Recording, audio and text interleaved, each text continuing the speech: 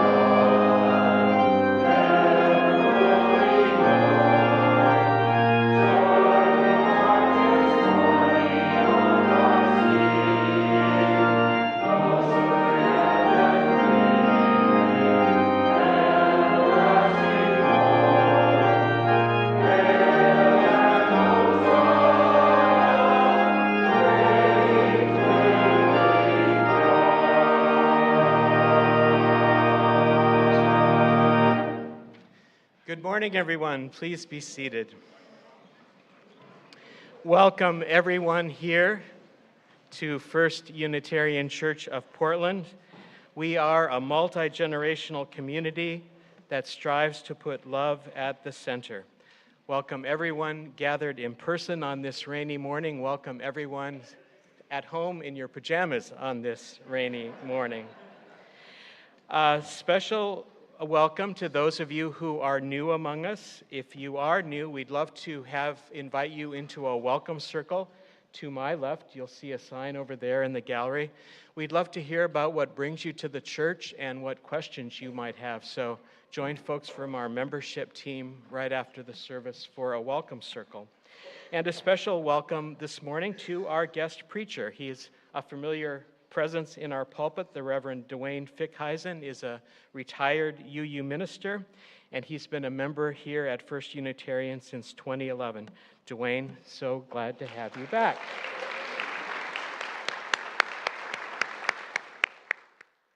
Let's continue that spirit of welcome. Let's greet one another here, and if you're online in the chat, let's greet one another this morning.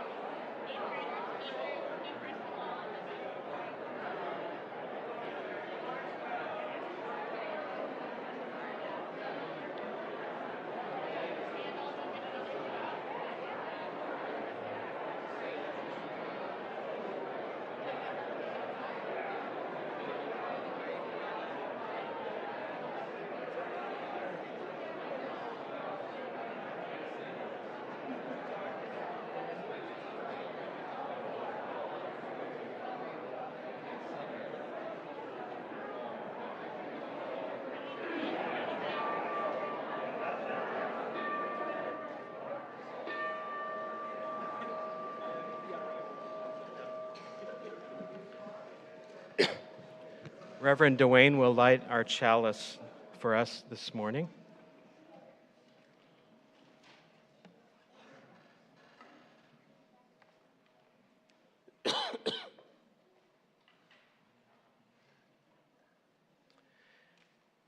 We are Unitarian Universalists.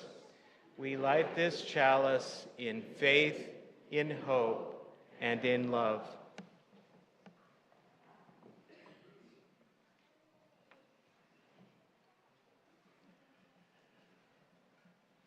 Abraham Lincoln said, "When I do good, I feel good. When I do bad, I feel bad. That's my religion." This morning we gather to celebrate the good and to give meaning to our commitment to center love and build the beloved community. We gather to give shape to what is of worth, to worth shape, to worship together. Come now and let us be about that holy work.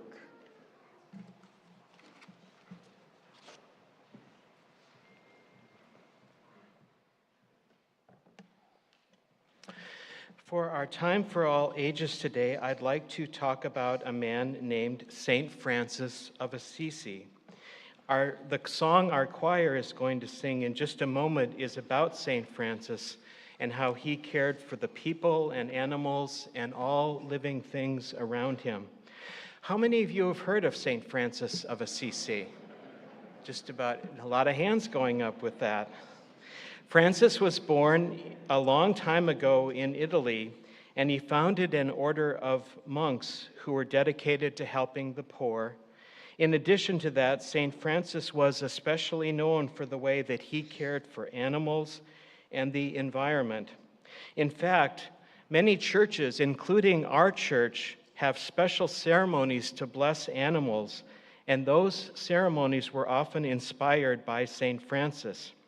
In the song that our choir will share now, listen for the words of a prayer that St. Francis is thought to have said. So listen, and that says a lot about his theology. So we'll invite the choir now to offer their anthem.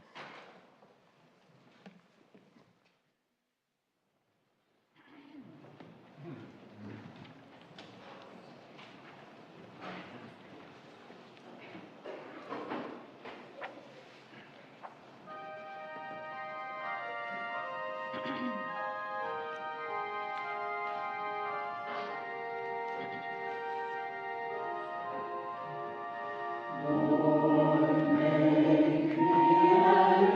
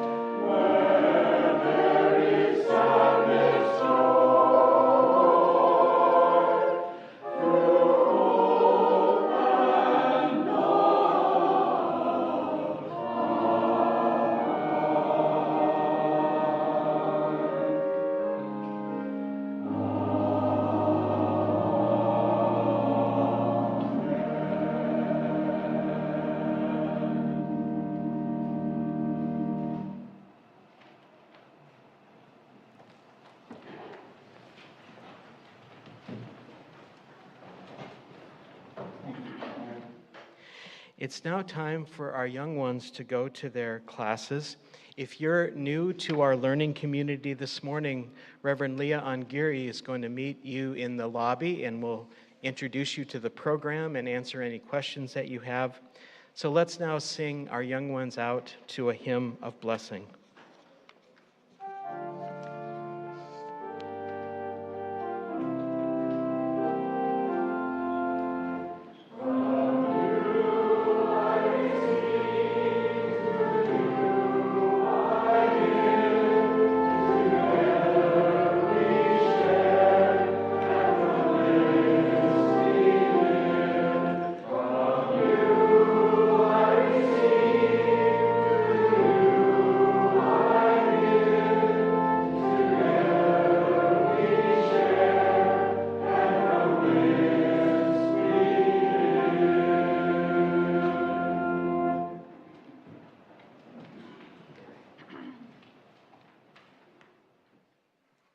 Will you rise in body and spirit and join in the unison reading?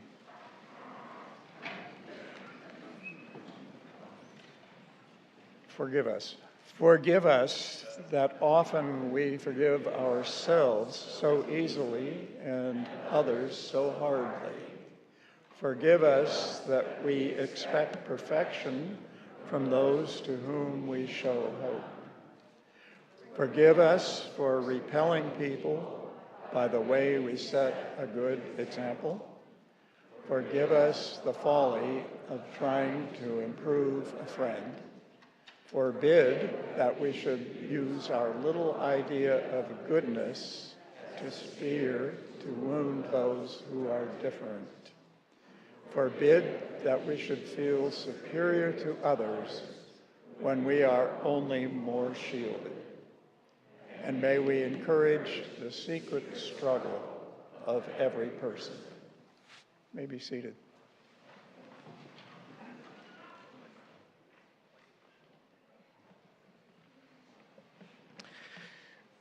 We have quite a few things going on in our community today and in the life and in the week to come. After the service this morning, our Advancing Racial Justice Action Group is sponsoring a forum on how a group of African American Portlanders who were displaced by urban renewal have been able to win restitution. They reached a remarkable settlement with the city last year after years of struggle. Come to this forum and learn the story of that. That will be at noon in our Elliott Chapel, and that's just next door. Also today, after the service, take a building safety tour with Reed, our usher coordinator. Reed says that folks who have taken the tour often say that they learned all kinds of things about our facility on this tour. Meet Reed in the lobby at the welcome desk right after the service today. This Tuesday evening will be the first in a series of online vigils to help us through these troubling times. If you've been struggling to cope with the daily news and events lately, join a group of spiritual directors from our congregation in a quiet service of music, poetry, readings, reflection, and meditation that will be offered on Zoom. The first one will be this Tuesday at 5:30, and you can find the link for that in this week's e-news. These services will be offered on the fourth Tuesdays through June. And finally, mark your calendar for this year's Passover Seder. It will be on March the 29th after church, and it will be structured for all ages. Watch for registration details in next week's front steps. And now it's time for our weekly offering. It's our custom here to share our offering each month with a community organization in concert with our own church mission. This month of February, we're sharing with our community partner, Lift Up. Lift Up's mission is to reduce hunger and improve the lives of low-income residents of Northwest and downtown Portland. Lift Up firmly believes that food is a fundamental human right, not a privilege, and that everyone, regardless of their circumstances, deserves access to quality and nourishing food. Now, to give, you can, our ushers will be through shortly, and you can give that way. There will also be a QR code that will show up on the screen, and it's also in the green cards in your pew. Thank you for your generosity that sustains the ministry of this church and with our community partners. We'll now gratefully receive our offering.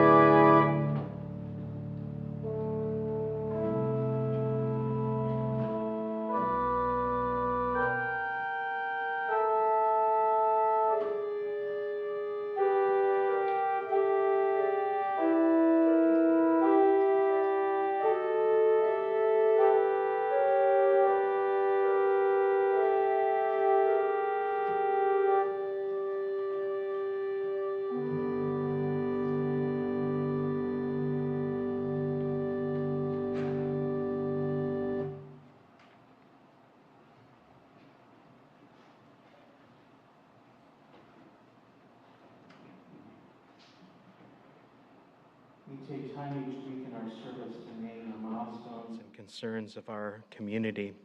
If you have a prayer request for our ministers and lay ministers to hold, or a milestone you'd like mentioned in a Sunday service, you can go to our church website and search for pastoral care. You could also use the tiny URL shown at the bottom of our screen shortly. No, there it is, up there. Both of those methods will bring up a little form for you to fill out, which will automatically go to our ministers and lay ministers. And if you're here in person and would like to light a candle in one of our side galleries, I invite you to do that. You can also place an intention in a prayer urn to be collected by our lay ministers. I have several concerns to share this morning. Member Carol Touche died late last week at home. Carol joined our church back in 2001, and she was a faithful member of our Alliance. She helped with memorial service receptions for the Alliance. Carol was also an active member of our tea time group and an usher for many years. We hold Carol's sister Marcella in our prayers. She hopes to have a memorial gathering for Carol in the weeks to come. Marilyn Wogan, mother of member Gina Summers and mother-in-law of Ellen Summers, died peacefully at her care home in Klamath Falls on January the 22nd. She was 95 years old. She was a beloved Nana to Tori Summers and Jordan Summers, who were raised in our church. Marilyn was a woman ahead of her time. When recalling the time in the early 1980s when she first learned that Gina identified as a lesbian, Marilyn remarked, "That took some time to get used to, at least 30 minutes." Marilyn will be remembered in honor at a celebration of life service in Klamath Falls on April the 25th. Our chancel flowers today celebrate Betty Moore's 102nd birthday. Betty is church member Kim Heron's mother, and she lives kind of independently in Florida. We celebrate her life today. And finally, this weekend, many of our children and their families are participating in the local Oregon Battle of the Books tournament before regionals. OBOB, as it's called, is a reading, motivation, and comprehension program for students in 3rd to 12th grade. Over 26,500 students in the state are participating this year, and including many families here from First Unitarian. We wish everyone good luck in the tournament. Will you join me now in a spirit of prayer and meditation? Spirit of life and of love, God of many names and no name, hear our prayers. May we begin, Spirit, in gratitude for this day, for our lives, for this community that brings us together. We hold those who suffer. We hold all who struggle. We hold all who celebrate milestones too. May we create here a community that helps us through, especially when we're struggling. Sometimes bearing witness to the events of the world isn't easy. Sometimes we may find ourselves feeling alone. Sometimes we may even feel despair. May we make a space here in our coming together where we can bring whatever it is and know that we are welcome. May we make a community worthy of the name beloved. In a world where so many struggle, may each of us make a practice of caring for others in whatever way we can. And may we, in our struggles and in our times of joy, know that we are not alone, but part of something much, much larger. As we have been blessed, may we make of our lives blessings. So be it for us this day. Amen. Let's take a time now to be together in silence.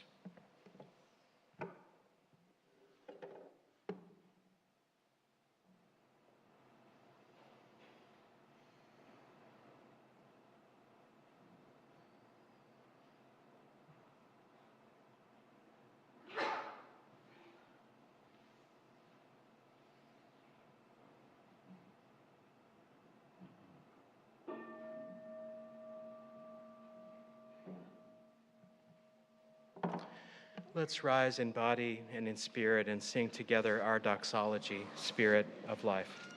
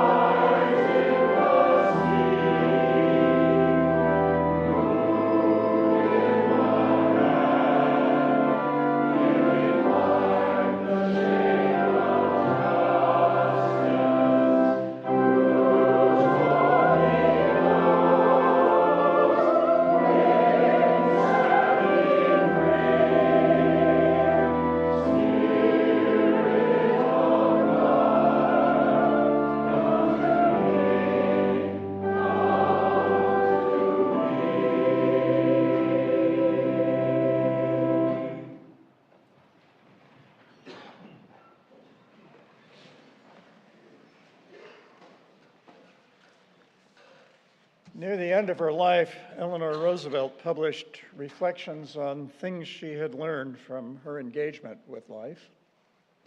This excerpt is adapted from her book, You Learn by Living. No one can face the fact of his own responsibility for a drastic mistake or a weakness in his own character without some degree of pain. It is easier to place this burden on someone else or on circumstances. It wasn't my fault. That is an almost instinctive reaction to failure of any kind.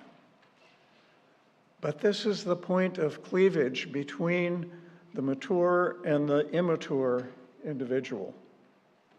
The mature person will admit, it was my fault. But the person who clings to his alibi, it wasn't my fault, not only is lying to himself, but he is evading his responsibility. Why should we shy away with shame at having made a mistake? No human being is all-wise. No human being always lives up to the best that they are capable of. Failure comes to everyone. All we can do is be honest with ourselves, be humble, and try as we gain wisdom to rectify our mistakes and possibly to avoid some of them.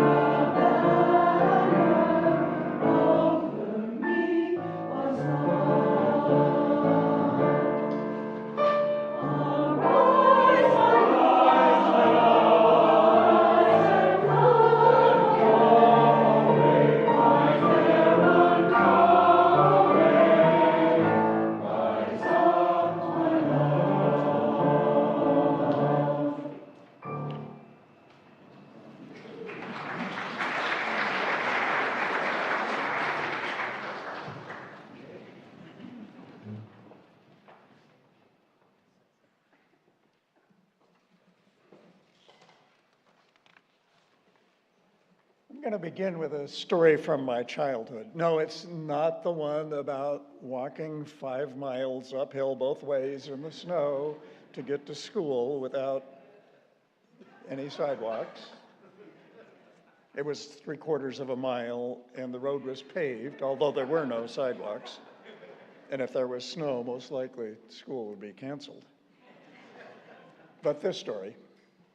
My family ate dinner every night together in the dining room. Dad at one end of the table, Mom at the opposite end, closest to the kitchen, my sister on one side, and I on the other. Everyone at the table who joined the Clean Plate Club by finishing their dinner got dessert. And on February 22nd, that meant cherry pie to celebrate George Washington's birthday. Mom's cherry pie had the image of a hatchet carved into the top crust. It's in honor of the story of young George and the cherry tree. You probably have heard it. One version goes like this. Having been given a hatchet for his 6th birthday, George had gone out to try it. His father's favorite cherry tree caught his eye and he chopped it down. Later, his father, Augustine, who was a justice of the peace, called George into his study and asked the boy if he knew what had happened to the cherry tree. Now, George had already thought up an alibi and a cover story. Some men had come in and chopped it down. But he also knew he couldn't get away with lying to his father. So he told the truth. "'Twas I, Father, who chopped down your tree." His father forgave the act, telling George that his honesty had saved him from punishment. Now, my dad told that story as the pie was served every year. It was a morality lesson in integrity and an admonition to tell the truth. But the story first appears in The Life of George Washington, a biography written after Washington's death by Mason Locke Weems. Mr. Weems changed the text through several editions. The cherry tree story first appeared in the 5th edition in 1806. And it was later included in the McGuffey Reader with some elaboration, and that was used widely as a reader in public schools. Abraham Lincoln, on his way to his first inauguration, spoke to the New Jersey Senate. He said that Weems' biography had sparked his imagination and showed that there must have been something more than common in Washington and what he had stood for. Lincoln frequently spoke about the importance of personal integrity. Perhaps some of his understanding of that arose from the cherry tree story. I don't know. But alas, it turns out there is no evidence that young George ever got a hatchet as a gift, chopped down the cherry tree, or fessed up about it. Even the Washington Presidential Library at Mount Vernon considers it to be fiction, finding no evidence to support the story. It seems odd that a 6-year-old would have been given a hatchet, allowed to use it unsupervised, or if he was, that he could chop down a cherry tree. Some version of it might have happened, but most historians would vote it unlikely, almost certainly made up by Weems. It is ironic, though, isn't it, that a story about integrity is itself a big lie? Would we could bring its author in and demand an explanation. Likely he'd double down on crediting the anonymous source. He said some woman had given him the story. Still, like much fiction and most fables, the details may be invented falsehoods, but there is still truth to be found. Myths do not have to represent historic fact to have meaning and to present larger truths. We can embrace the value of truth-telling, fessing up to mistakes, and taking responsibility for them, whether or not young George ever had a hatchet or his father had a favorite cherry tree. Now, my childhood home was in Bremerton, across Puget Sound from Seattle. The house my dad built when I was an infant was on a large lot. He had planted a sour cherry tree along with several other fruit trees. The cherry was the only one that was a dependable producer. Around the 4th of July, or maybe a bit later, my younger sister and I would pick the cherries that the robins hadn't already gotten. I'd climb up a 3-legged wooden orchard ladder while she stayed on the ground, and after picking, we would stem and pit the cherries to get them ready for the freezer. I often camped out and slept under that tree with our dog on hot July and August nights. But come mid-February, Mom would take out some of the frozen cherries and bake that pie with the hatchet shape. 7 decades later, I still bake a cherry pie for Washington's birthday. Before she died, Judy, my spouse, did most of the baking in our household. I never mastered the challenges of making an acceptable pie crust from scratch, so I'll fess up to using store-bought crust, and I prefer my cherry pie to have a lattice top, so there's no hatchet on mine. Still, all these years, the cherry pie remains a symbol of integrity. And we've been exploring forgiveness as the church theme this month.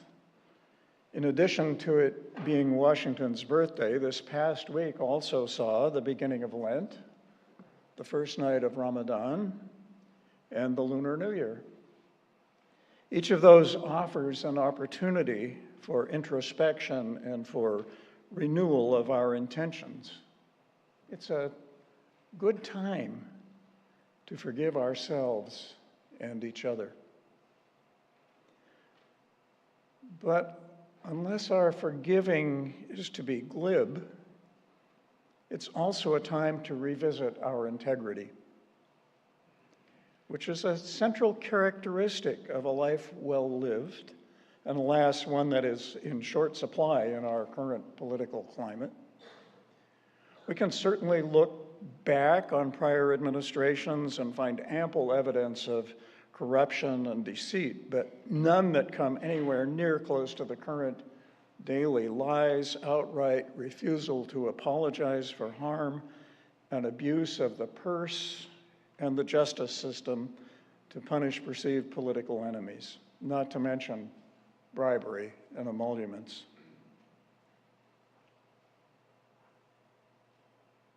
Now, who among us has not considered a cover story or making up an alibi to avoid taking responsibility for something we've done? Perhaps even hiding the evidence in hopes that no one will notice. It does not surprise me to read about a hit-and-run accident where the driver, who may or may not have been at fault, sought to avoid being caught and held to account. But although not surprised, I am disappointed deeply at the breach of civic responsibility.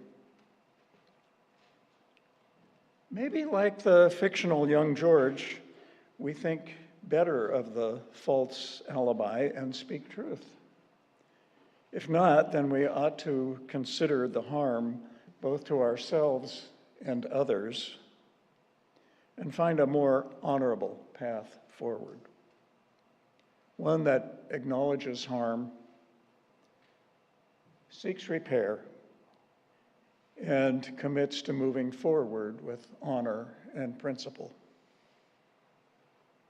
But let's face it, admitting our mistakes and the harms we have caused may not be easy. Often it's embarrassing. Most of us want to be seen as responsible, caring, and capable people. Our mistakes feel like setbacks to the image we hope others have of us. But it's more likely that acknowledging them and humbly taking responsibility will actually make us seem more human and more likable rather than less. Now, back in the 1980s, the Pacific Northwest District of the UUA sponsored a leadership school. I was heavily involved in the summer week-long school, teaching the organizational development sections and serving as dean and registrar. Anybody here go to those leadership schools? There are a few hands going up. Yeah. In addition to the summer week, we offered occasional winter weekends. At one of those, on conflict management, I was co-teaching. On the first night in my welcome, I told a poorly chosen joke that was based on a learning disability. My co-leader took me aside immediately afterward and confronted me using the skills that Allison taught us last Sunday. She used I statements to describe my behavior and how it impacted her. She told me what she needed, and she asked me to make amends. I, of course, was chagrined. I was embarrassed. I was ashamed. But the clear feedback and calling me back into relationship was effective. When we began the next morning's session, I confessed to my terrible choice and its effects, apologized to the whole group, expressed remorse, and committed to change. That catharsis allowed me to forgive myself. The whole incident served as an example of what we had planned to teach. My co-teacher and I were able to collaborate on future projects with a restored relationship. When we don't acknowledge our mistakes and seek to make amends, the harm we do to ourselves is that we carry shame and guilt around with us. We cut ourselves off from part of our humanity.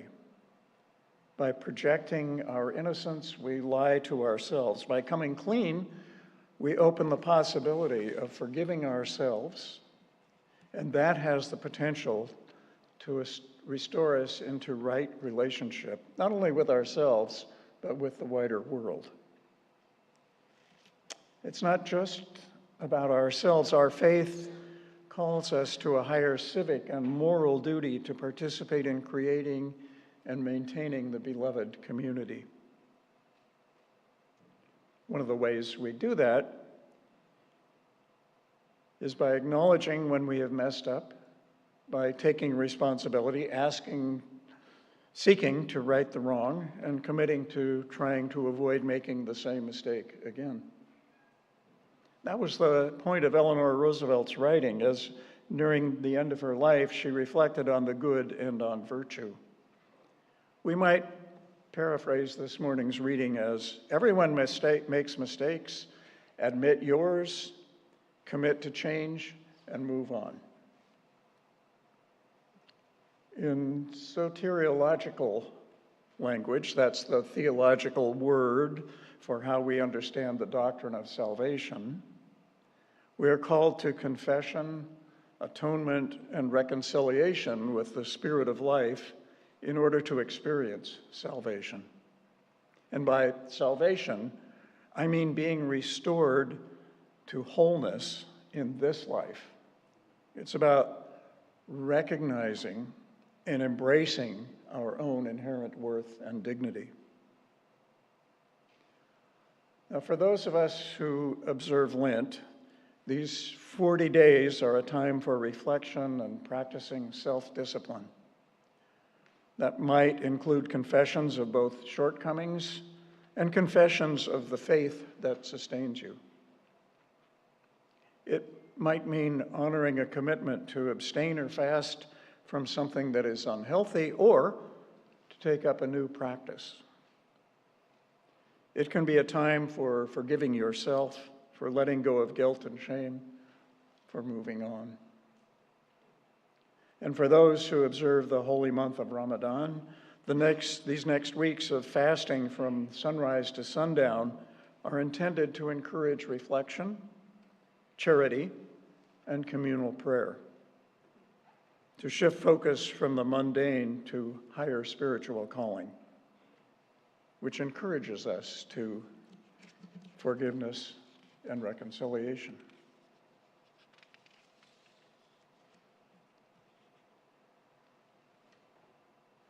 As we notice the world around us moving from winter into welcoming spring, thank you, choir, with its abundance and renewal, may we notice the wild cherry blossoms, the daphne, the crocus, the daffodils, the budding currants, and so much more, and in them find encouragement for personal renewal and for forgiving ourselves and each other.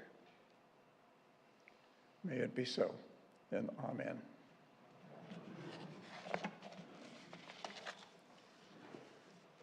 Will you join in singing Just as Long as I Have Breath? I invite you to rise in body and spirit.